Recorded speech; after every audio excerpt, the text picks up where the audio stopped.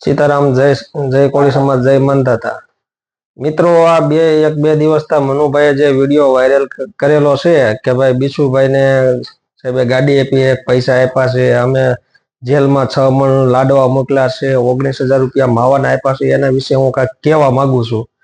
હવે જો મનુભાઈ હું તમને એટલું કહેવા માંગુ છું કે તમે જો એમ કહેતા હોય કે ભાઈ અમે જેલમાં લાડવા મોકલ્યા છે તો આ વાત તમારી તદ્દન ખોટી છે। લાડવા જો તમે મોકલ્યા હોય તો ત્યાં જેલમાં પોતે એન્ટ્રી બોલતી હોય કે કોને નાસ્તો મોકલ્યો છે। લાડવા મોકલ્યા હતા એ થોરિયેરી વાળા એને લાડવાને એવું મોકલેલું હતું।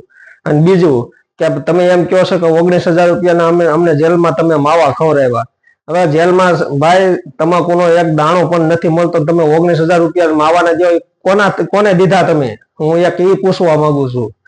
અને બીજું તમે એમ કહો કે બીસુભાઈ કે તમે હું સવાલ હું કરો છો? ભાઈ મારે જો કોઈને કહેવાનું કાંઈ થતું નથી। હું જે સામાજિક કાર્યકર્તા છું, સમાજના કામ કરું છું, હું મનુભાઈ તમને એટલું કહેવા માંગુ છું કે આ 6 તારીખે વિસિયા જે બનાવ બન્યો ત્યારે પોલીસ સ્ટેશને તમે પણ આવ્યા હતા, તો તમે સમાજને રેઢો મૂકીને શું લેવા વી ગયા?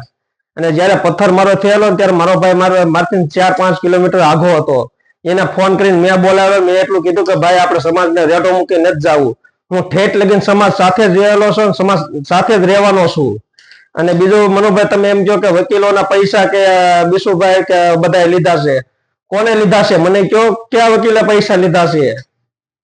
બસ મારે આટલું જ કહેવાનું છે। મનુભાઈ ખોટું છે ને સમાજમાં ઉશ્કેરવાનું, ખોટું ગુમરાહ કરવાનું બધું બંધ રહેવા દો, સમાજ ભેગું જ રહેવાનું છે। અને તમે જે સમાજને કઈ રીતે વાતચીત કરો છો ને મને બધી ખબર છે, તમે બધા સમાજને ઉશ્કેરીને ભેગા કરો છો ને પછી વિયાદ આવશો, એનો હું સાક્ષી છું। કારણ કે જે વિષય બનાવ બન્યો તેથી એક આગેવાન તમારા નહોતા, મુકેશભાઈને પોલીસ વાળાએ જો એને નજર કેદ કર્યા હતા, તો તમે બધા જે આગેવાનો હતા તો એ બધા તે દિવસે ક્યાં ગયા? મારે એટલું પૂછવું છે। આ એક મને શોખ કરીને કહો, 6 તારીખે બધા આગેવાનો આજે તમે 3-4 દિવસ મામલતદારે બેઠા, જેટલા આગેવાનો હતા એ બધા ક્યાં ગયા હતા?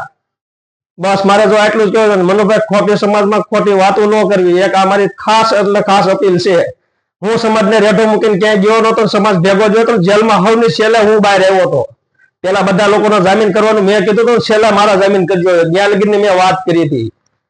બસ મારે એટલું જ કેવું છે। જય સિયારામ, જય કોળી સમાજ, જય મંદાતા, જય કોળી સમાજ। મારું નામ ઘોડિક્યા વિશાલભાઈ લખરાભાઈ ઉર્ફે બીસુભાઈ જંગવડ। હવે આ જે સંમેલન 9 તારીખનું છે, એ જે લોકો બહારથી આવેલા બધા સામાજિક આગેવાનો, રાજકીય આગેવાનો જે બધું સમાજમાં ખોટા ગુમરાહ કરીને ઉશ્કેરીને આ સંમેલન બોલાવે છે, જ્યારે 6 તારીખે આ વિષયા જે ઘટના બની એમાં અમે 73 જણા અમે ગોંડલ સબ જેલમાં અંદર હતા। આ જે લોકો બધા બહારથી આવેલા આગેવાનો બધા કે અમે આમ કરશું તેમ કરશું, ત્યાં અમે જે જેલમાં હતા ત્યાં કોઈ લોકો અમારી મુલાકાતે નતા આવેલા, અને નતા કોઈ અમને કોઈ નાસ્તો કોઈ પાણીની બોટલની વ્યવસ્થા કરી આપવામાં આવી। સમાજને ખોટા ગેરમાર્ગે દોરે છે। આ જે સંમેલન જોયું એ રાજકીય સંમેલન એટલે કે આમ આદમી પાર્ટીનું સંમેલન એવું લાગે છે। જો મારી એટલી સમાજને અપીલ છે કે આ સંમેલનમાં કોઈ આવવું નહીં, જો આવશો તો અમારી જે પરિસ્થિતિ થઈ એનાથી વધારે આમાં પરિસ્થિતિ ગંભીર થશે। અને જો આમાં ફિટ થઈ જશો તો ખોટા પછી તમને કોઈ સોડાવશે નહીં। અમને જો આમાં સોડાવ્યા એમાં કુંવરજીભાઈ બાવળિયા, પરસોત્તમભાઈ સોલંકી, હીરાભાઈ સોલંકી, આને આપણા રાજ્યના મુખ્યમંત્રી શ્રી ભૂપેન્દ્રભાઈ પટેલ અને ગૃહમંત્રી હર્ષભાઈ સિંધવીને આ ત્રણેય નેતાએ રજૂઆત કરીને અમારા તાત્કાલિક ધોરણે જામીન કરાવેલા અને અમને સહી સલામત પાછા અમને ઘરે સોડાવી દીધા। જ્યારે અમે સોડાવીને પછી અમે બહાર આવ્યા તો અમારે ઘરે અમે પૂછવા આવ્યું કે ભાઈ આ બધા સમાજના જે લોકો છે એ કોઈ આપણી ઘરે મુલાકાતે આવેલા, કોઈ પૂછ્યું હતું?